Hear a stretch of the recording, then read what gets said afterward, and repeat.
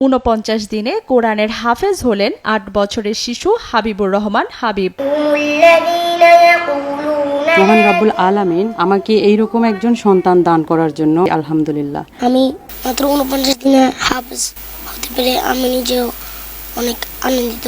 ৫ পৃষ্ঠা থেকে সবক দেওয়া শুরু করে মাত্র ৪৯ দিনে পুরো কোরআন মুখস্থ করল এই শিশু। রবের দরবারে লাখো কোটি শুকরিয়া আদায় করতেছি যে আজকের এই হাবিবুর রহমান মাত্র ৪৯ দিনে সে কোরআন হিফজ সম্পূর্ণ করেছেন। একই দিনে কোরআনের হাফেজ হয়েছেন হাবিবের বড় ভাই আব্দুর রহমানও। তবে তার বড় ভাই আব্দুর রহমান ১ বছর ৬ মাসে হাফেজ হয়েছেন। আমার ছোট ভাই মোহাম্মদ হাবিবুর রহমান মাত্র ৪৯ দিন হাফেজ হয়েছে, এই জন্য আমি খুব আনন্দিত। সবাই আমার ভাইয়ের জন্য দোয়া করবেন। আমরা দুনো ভাই একই দিন হাফেজ হয়েছি। আমি আর হাবিব একই সাথে বাইতুল কোরআন ইন্টারন্যাশনাল হিফজ মাদ্রাসায় পড়ি। হাবিব ৪৯ দিনে হাফেজ হয়েছে, এই জন্য আমরা সবাই খুবই আনন্দিত এবং গর্বিত। হাবিব নোয়াখালীর বেগমগঞ্জের বাইতুল কোরআন ইন্টারন্যাশনাল হিফজ মাদ্রাসার হিফজ বিভাগের একজন মেধাবী শিশু শিক্ষার্থী। সে নোয়াখালীর সেনবাগ উপজেলার বীজবাগ ইউনিয়নের বালিয়াকান্দি গ্রামের সৌদি প্রবাসী মাইনুদ্দিন রাসেলের ছেলে। আমার দুটো সন্তান, দুটো ছেলে, দুজনই একসাথে হাফেজ হয়েছে। সবাই কাছে দোয়া চাই, সবাই আমার সন্তানদের জন্য দোয়া করবেন। আমার সন্তানদের যেন আল্লাহ দ্বীনের জন্য কবুল করে। ২০২২ সালে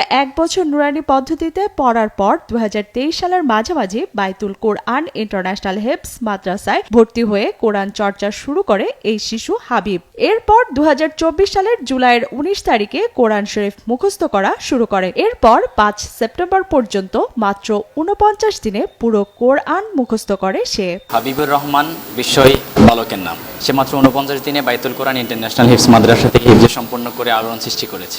হাবিব অনেক মেধাবী এবং ভদ্র স্টুডেন্ট।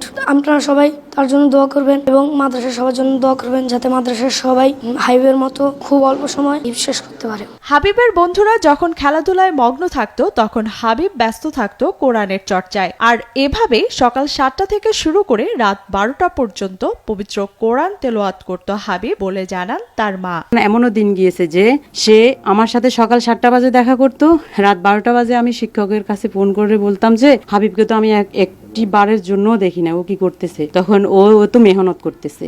আর বিকেলবেলা যখন খেলার টাইম হতো তখন সে কি করতো, খেলতো না, সেই পিলারের এক কোনায় গিয়ে বসে সে পড়তো। এমন বিরল কৃতিত্ব অর্জনে উচ্ছ্বসিত হাবিবের শিক্ষক, পরিবার, আত্মীয় স্বজন ও সহপাঠীরা। আগামীতে যেন হাবিব তার এই মেধাকে কাজে লাগিয়ে ইসলাম এবং দেশের খেদমত করতে পারে সেই প্রত্যাশা করেন স্থানীয়রা। আমরা আসলে এলাকাবাসী গর্বিত এবং আনন্দিত।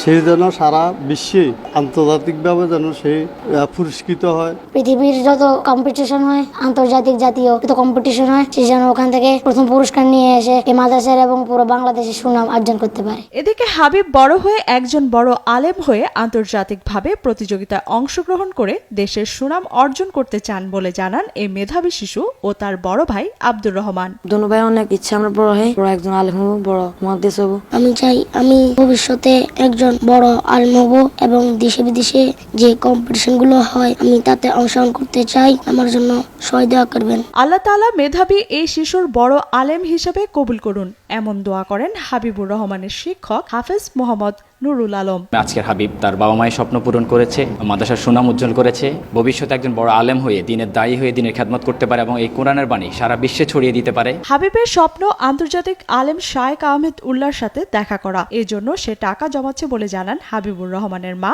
সাজেদা আক্তারও। আমার ছেলের আরো একটা ইচ্ছা, যে শাইখ আহমদুল্লাহ হুজুরের সাথে দেখা করবেন, তার থেকে একটু দোয়া নেবেন। আমি শাইখ আহমদুল্লাহ হুজুরের উদ্দেশ্য করে বলতেছি, তিনি যদি এই ভিডিওটা যদি দেখে থাকেন, আমার তার কাছে অনুরোধ, তিনি যেন আমার ছেলেটার এই স্বপ্নটা যেন পূরণ করেন।